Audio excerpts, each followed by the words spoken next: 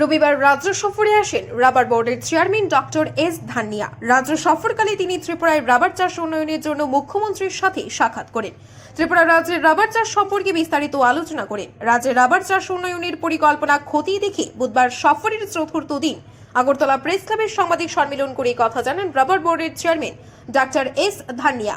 তিনি বলেন, ত্রিপুরায় রাবার চাষে রাজ্য সরকার এবং কেন্দ্রীয় সরকারের সহায়তা সম্পর্কে অবগত হয়েছেন। এর জন্য তিনি রাজ্য সরকারকে শুভেচ্ছা জানান। তিনি বলেন, মুখ্যমন্ত্রীর সাথে কথা বলে জানা গেছে ত্রিপুরায় রাবার চাষ আরও বেশি করে করার জন্য সরকার যথেষ্ট আন্তরিক। পাশাপাশি রাবার প্রোডাক্ট উন্নয়নের ক্ষেত্রে এবং ফার্নিচার সহ চাষিরা যাতে ন্যায্য মূল্য পায় সেদিকে সরকার গুরুত্ব দিয়ে চলেছে। এর জন্য রাবার বোর্ডের পক্ষ থেকে রাজ্য সরকারের কাছে 500 কোটি টাকা বিনিময় করার জন্য দাবি করা হয়েছে। আরও বলেন, 5 বছরে ত্রিপুরায় রাবার চাষ যথেষ্ট উন্নয়ন হয়েছে। গোটা দেশের মধ্যে রাবার চাষে ত্রিপুরার দ্বিতীয় স্থান অধিকার করে আছে। দেশে বছরে 12 লক্ষ টন রাবার উৎপাদনের প্রয়োজন। এর মধ্যে মাত্র 7 লক্ষ টন রাবার উৎপাদন হয় দেশে। উৎপাদনের দিকে প্রথম স্থানে রয়েছে কেরল, তারপর রয়েছে ত্রিপুরা রাজ্য। যে ঘাটতিটা আছে, এখন মোদী যেটা বলেছেন কি আমাদেরকে আত্মনির্ভর হতে হবে, সব ক্ষেত্রে হতে হবে, 2047 পরে মধ্যেই আমাদেরকে একটা ডেভেলপ কান্ট্রি হতে হবে। তাহলে ওই জন্যই আমরা যে লেগেছি, উঠে পড়ে লেগেছি যেতে যে আছে এই কাজগুলো করবার জন্য। তাহলে অতি ওই স্কিমের মধ্যে এটাকে আমরা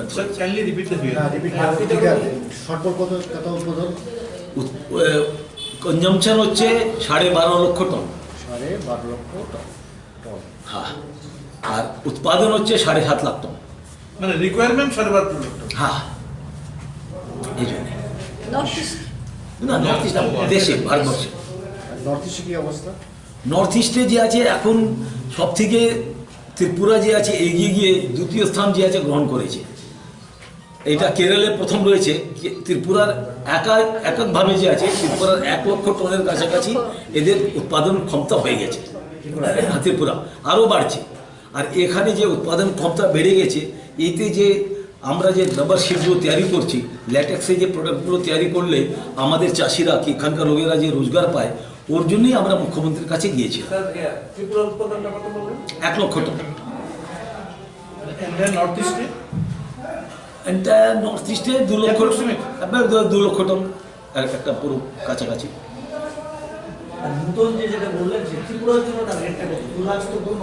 নর্থ ইস্টে ত্রিপুরার জন্য 30,000 হেক্টরের বেশি, মোর দেন 30,000 হেক্টর। হ্যাঁ, 3 বছর আগামী আমরা এটা টার্গেট আছে 2024-25-এর মধ্যে এটা কমপ্লিট। এটা এগিয়ে যেতাম, করোনার জন্যে 2020 সালে হতে পারলো না। তবু যে আছে রাবার বোর্ড বসে থাকেনি। রাবার বোর্ডে যত এমপ্লয়ি আছে, যারা ত্রিপুরায় বলুন, কোটায়, কেরালায় বলুন, সব জায়গায় পুরো দেশ জুড়ে আমাদেরকে যে ওই সময় পিপি কিট তৈরি করতে হতো, আমাদের গ্লাভসগুলো তৈরি করতে হতো, ওর জন্য ল্যাটেক্সটা লাগতো। তবু ওরা যে আছে একদম ওয়ারিয়ার হয়ে, হেলথ ওয়ারিয়ার হয়ে, যেরকম হসপিটালে করোনা ট্রিটমেন্ট করতো, করোনা ট্রিটমেন্ট করার জন্য যে রাবার গুডসে যে সাহায্য লাগতো, ওটা রাবারের কারখানা তৈরি করতো। ও তৈরি কীভাবে করতে পারবে যখন রাবার ওখানে প্লান্টেশনে যে শ্রমিকরা আছে, গ্রোভাররা আছে, ওরা কাজ করতে পারবে, রাবার বোর্ডের লোকেরা ওখান থেকে ওদেরকে সাহায্য করতে পারবে। সব রকমের সাহায্য করা হয়েছে করোনা কালেও।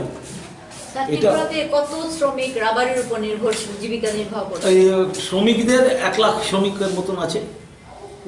সাংবাদিক সম্মেলনে তিনি আরও জানান, বর্তমানে ত্রিপুরা রাজ্যে প্রায় 1 লক্ষ টন রাবার উৎপাদন হয়। এর মধ্যেই সিপাহীজলা জেলায় সবচেয়ে বেশি রাবার উৎপাদন হয়। প্রায় 17,000 হেক্টরে রাবার চাষ হচ্ছে। আরও কিভাবে রাবার চাষ বাড়ানো যায় সেদিকে নজর দেওয়ার হচ্ছে বলে জানান তিনি। Bureau report, Tripura news 8।